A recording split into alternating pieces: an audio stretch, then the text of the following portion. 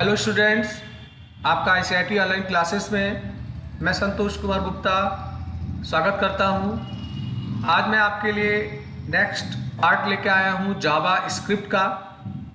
ये हमारा तीसरा पार्ट है। फर्स्ट पार्ट में हम लोगों ने जावा स्क्रिप्ट का परिचय लिया था। सेकंड पार्ट में हम लोगों ने वेरिएबल, डेटा टाइप ऐसे चीज़ों को सीखा था। और आज का जो वीडियो है इसमें मैं आपको सिखाने वाला हूँ जावा स्क्रिप्ट में इफ एल्स स्टेटमेंट को। तो देखिए, जो जावा स्क्रिप्ट है इसमें आपको एक स्टेटमेंट मिलता है इफ एल्स करके, और इसे हम लोग डिसीजन मेकिंग स्टेटमेंट के नाम से भी जानते हैं। और हम लोग इफ स्टेटमेंट का प्रयोग करते हैं जब हमें कोई कंडीशन लगाना होता है। कंडीशन का मूल्यांकन अगर ट्रू है तो कोई काम कराना है, फॉल्स है तो कोई काम कराना है। ऐसे स्थिति में हम लोग इफ एल्स का प्रयोग करते हैं। जनरली आपके जो कोड होते हैं वो टॉप से बॉटम 1 बाय 1 एग्जीक्यूट होते हैं। पर अगर आप किसी एक विशेष कोड को या ब्लॉक ऑफ कोड को किसी एक विशेष परिस्थिति में ही एग्जीक्यूट कराना चाहते हैं तो उसके लिए आपको डिसीजन मेकिंग स्टेटमेंट यानी इफ एल्स का प्रयोग करना होता है। The JavaScript if else statement is used to execute the code whether condition is true or false. There are 3 forms of if statement in JavaScript. तो हमारा जो जावा script है इसमें हम लोग if else स्टेटमेंट का प्रयोग करते हैं कि कोई स्टेटमेंट है वो एग्जीक्यूट ट्रू या फॉल्स के स्थिति में हो। और आपके if के 3 रूप मिलते हैं। आपको केवल if स्टेटमेंट मिलेगा, दूसरा if के साथ else होगा, तीसरा आपका इफ एल्स इफ स्टेटमेंट होगा। तो आपका जो इफ स्टेटमेंट होता है इसका काम होता है कि जो आपने इसके साथ जांच के लिए कंडीशन लगाया है उसका मूल्यांकन करता है, और अगर इस मूल्यांकन का जवाब ट्रू आता है तो इसके ब्लॉक में लिखे गए कोड को वो एग्जीक्यूट करता है। तो इफ में क्या होगा कि हम एक शर्त लगाएंगे, इसके ब्लॉक में हम लोग ट्रू ब्लॉक में जो कोड लिखेंगे, अगर कंडीशन ट्रू होगा तो ही ये कोड एग्जीक्यूट होगा, अन्यथा वो इस ब्लॉक में प्रवेश नहीं करेगा। वहीं हमारा जो इफ एल्स होता है इसमें हम लोग ट्रू और फॉल्स दोनों के लिए स्टेटमेंट लिखते हैं। अगर हमारा कंडीशन का मूल्यांकन ट्रू हुआ तो वो इफ वाले ब्लॉक में जाता है, माने ट्रू ब्लॉक में जाता है, और अगर एल्स हुआ तो फिर वो फॉल्स वाले ब्लॉक में आता है। तो यहाँ इफ और एल्स का प्रयोग यह है कि दो स्थिति में कोई एक स्थिति पे आपको कोई कोड एग्जीक्यूट कराना है तो वहां आप इफ एल्स का प्रयोग करेंगे। वहीं अगला जो है वो इफ एल्स इफ करके है। तो इसका प्रयोग तब होता है जब आपके पास बहुत सारे डिसीजन के अकॉर्डिंग काम करना हो, बहुत सारे जॉब हैं, सबके लिए अलग अलग शर्तें बनी हुई हैं। तो उस स्थिति में हम लोग इफ एल्स इफ स्टेटमेंट का प्रयोग करते हैं। इसका सिंटेक्स है, आप इफ के साथ एक शर्त लगाओगे, इसके ब्लॉक में जो ट्रू में आप एग्जीक्यूट कराना चाहते हैं वो कोड लिखोगे, फिर एल्स इफ करके फिर कंडीशन लगाओगे। ऐसे आप मल्टीपल शर्तों को यहाँ जा सकते हैं और अलग अलग कंडीशन के ट्रू होने पे अलग अलग कोड को आप एग्जीक्यूट करा सकते हैं। इसी ही तरीके से जावा स्क्रिप्ट में आपको स्विच स्टेटमेंट मिलता है। स्विच स्टेटमेंट को हम लोग सिलेक्शन स्टेटमेंट के नाम से भी जानते हैं। इसका काम ये होता है कि अगर आपके पास बहुत सारे जॉब हैं, टास्क हैं, और उन जॉब को अगर आप चॉइस बेस्ड एग्जीक्यूट कराना चाहते हैं तो ऐसे स्थिति में हमें स्विच स्टेटमेंट का प्रयोग करना होता है। कभी कभी कंफ्यूजन होता है कि इफ और स्विच एक जैसे हैं, नहीं, एक जैसे नहीं है। इफ सदैव ट्रू या फॉल्स पे मूल्यांकन करके काम करेगा, और वही जो स्विच स्टेटमेंट होते हैं ये कांस्टेंट पे काम करते हैं। इसके केस के साथ जो हम वैल्यू लिखेंगे उसके आधार पे काम करते हैं, और ये इसका सिंटेक्स है जो स्विच के साथ प्रयोग किया जाता है। तो ये हमारा डिसीजन मेकिंग और सिलेक्शन स्टेटमेंट था, इसके बारे में मैंने अवगत कराया। अब मैं आपको एक एक स्टेटमेंट को लाइव प्रोग्रामिंग के माध्यम से चेक कराऊंगा। तो मैंने यहाँ पे पहले से ही कुछ कोड लिख रखे हैं, उन्हीं कोड में मैं आपको इंप्लीमेंट करने वाला हूं कि कैसे इन स्टेटमेंट का हम लोग प्रयोग करेंगे। तो देखिए यहाँ पर फिलहाल मैंने एक प्रोग्राम बनाया हुआ है, अभी इसमें इफ स्टेटमेंट की बात नहीं आई है। यहां मैं साधारण तरीके से आपको दिखाना चाहता हूं कि आप वेरिएबल का डिक्लेरेशन कैसे करेंगे, वेरिएबल में वैल्यूएं कैसे असाइन करेंगे और डॉक्यूमेंट राइट का प्रयोग करके कैसे रिजल्ट को प्रिंट करेंगे। तो देखिए, जावा स्क्रिप्ट को यूज करना है तो हमें HTML के ही फाइल में इसे सम्मिलित करना होता है। तो ट्रेडिशनली HTML का टैग खुला, हेड का टैग खुला, बॉडी आया। बॉडी में मैंने एक हेडिंग डाला हुआ है जावा स्क्रिप्ट 1 करके। अब मैं प्लान कर रहा हूं कि मैं स्क्रिप्ट के जरिए कोई काम करूंगा, तो मैंने यहां स्क्रिप्ट का टैग ओपन कर दिया। स्क्रिप्ट का टैग ओपन ये ब्राउजर को इन्फॉर्म करेगा कि अब जो बातें लिखी जाएंगी वो जावा स्क्रिप्ट से रिलेटेड होंगी। वेर एक कीवर्ड है, इससे हम लोग वेरिएबल का डिक्लेरेशन करते हैं। तो यहां देखिए ABC, मैंने 3 वेरिएबल लिया है, इसका डेटा टाइप नहीं बताया है। जैसा वैल्यू इसमें डालोगे उसी प्रकार का ये डेटा टाइप बन जाएगा। A और B की वैल्यू मैंने असाइन की है 10 और 5। अब A और B को मैंने ऐड किया है, C में स्टोर किया है। तो मैं प्लान कर रहा हूं कि C में जो रिजल्ट है वो मुझे दिखाई पड़े, तो डॉक्यूमेंट राइट से मैंने C को प्रिंट किया है। और प्रिंट करने से पहले डबल इन्वर्टेड कोड में मैंने C का एक टाइटल बनाया है कि ये क्या है। और आप एक चीज का ध्यान दें कि डॉक्यूमेंट राइट के डबल इन्वर्टेड कोड में आप HTML के किसी भी टैग का इस्तेमाल कर सकते हैं। तो यहां मैंने बोल्ड का भी प्रयोग किया है।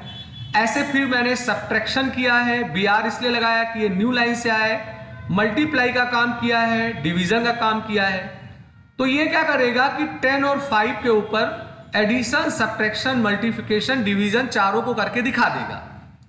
अगर इसको आप ब्राउजर में ओपन करोगे तो देखें आप कि कैसा आपका रिजल्ट्स आएगा।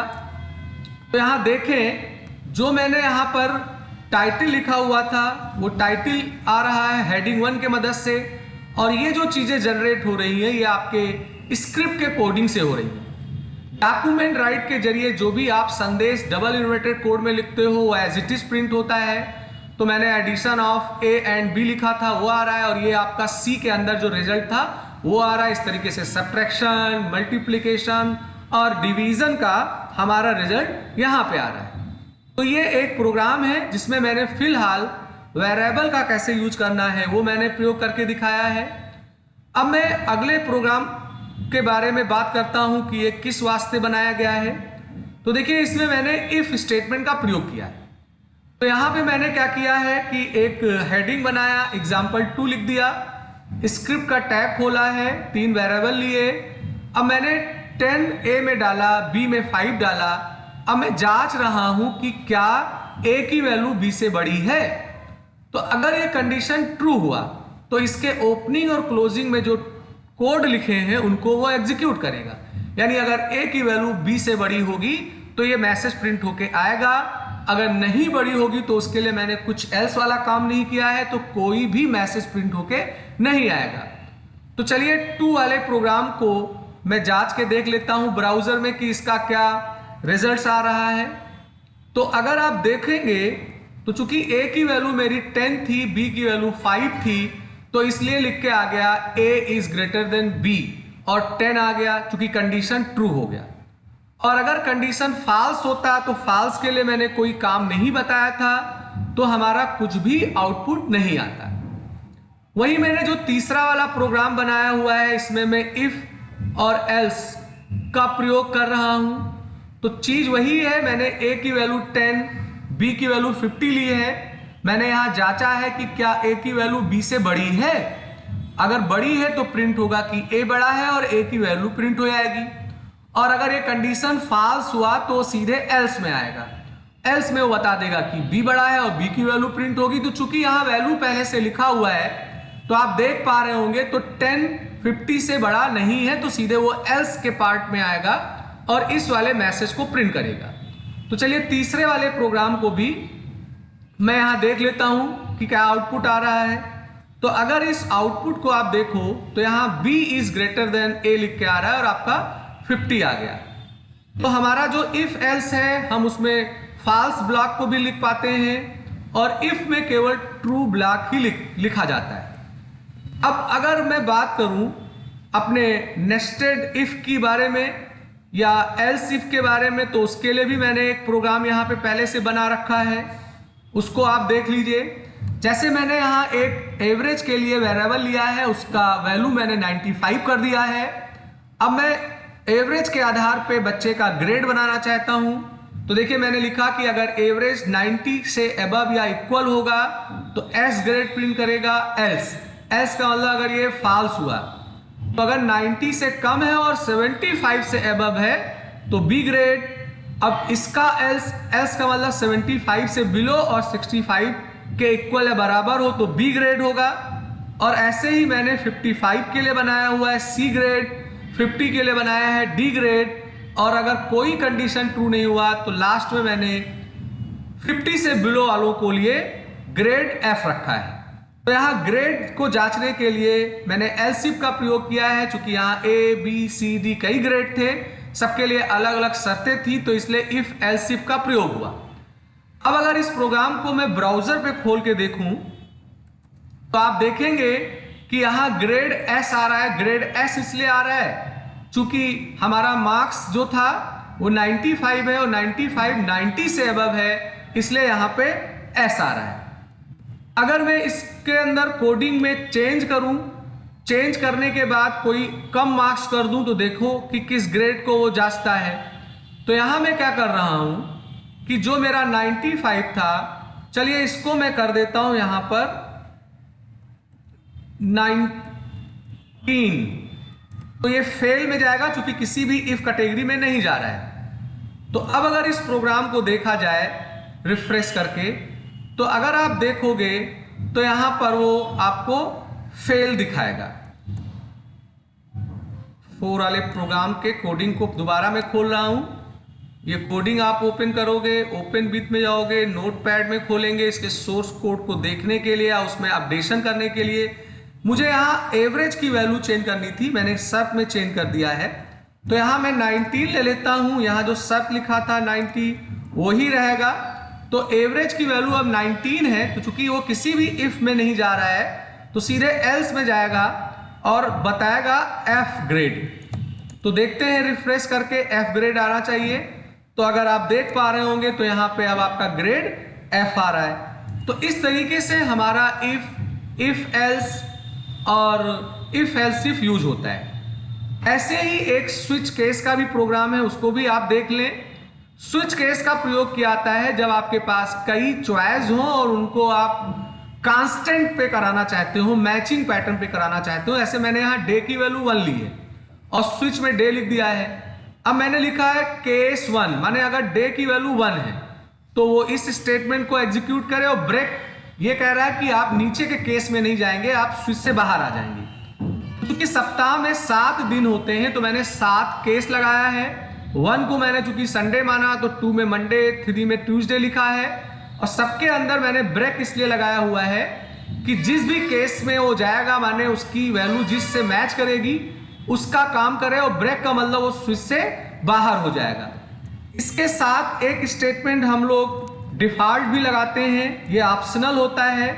डिफॉल्ट लगाने का मतलब ये हुआ कि आपने जितने केस लगाए हैं अगर उनमें से किसी भी केस को मैच ना करे तो ऐसे स्थिति में वो आपको एक सुटेबल मैसेज दे दे। ऐसे डे हमारे 7 होते हैं, कोई 8 डाल देगा तो 8 डे तो नहीं होता है, तो यहां मैंने कह दिया इनवैलिड डे का मैसेज आ जाएगा।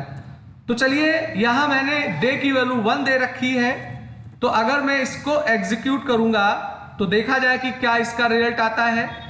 तो मैंने 5 वाले प्रोग्राम को ओपन किया, तो 5 वाले प्रोग्राम को अगर आप देखो तो यहां संडे 1 आ रहा है क्योंकि मैंने डे की वैल्यू 1 दी थी।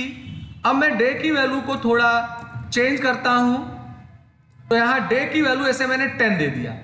तो देखिए 10 तो कोई डे होता नहीं है, तो हमने केस 1 से 7 तक ही लगाया है, तो ये डिफॉल्ट में पहुंच जाएगा, वो बता देगा कि इनवैलिड डे है। तो इस तरीके से हम लोग प्रयोग करते हैं अपने स्विच केस का। तो ये आज का वीडियो था। इस वीडियो में मैंने आपको जावा स्क्रिप्ट के if statement, if else statement और इफ एल्स इफ के बारे में मैंने आपको डिमॉन्स्ट्रेशन दिया। लास्ट में मैंने स्विच का भी एक प्रोग्राम दिखाया तो मैं उम्मीद करता हूं कि आज का वीडियो आपको अच्छा लगा होगा। अच्छा लगा हो तो लाइक करिए, शेयर करिए, सब्सक्राइब बटन पे क्लिक करके बेल आइकन को जरूर लीजिए, जिससे मैं कोई नया वीडियो बनाऊं तो उसका अलर्ट आपको तुरंत मिल जाया करे। तो आज का वीडियो मैं यही समाप्त करता हूं। जल्द ही मैं आपके लिए नेक्स्ट वीडियो लेके आऊंगा। आपका दिन शुभ हो।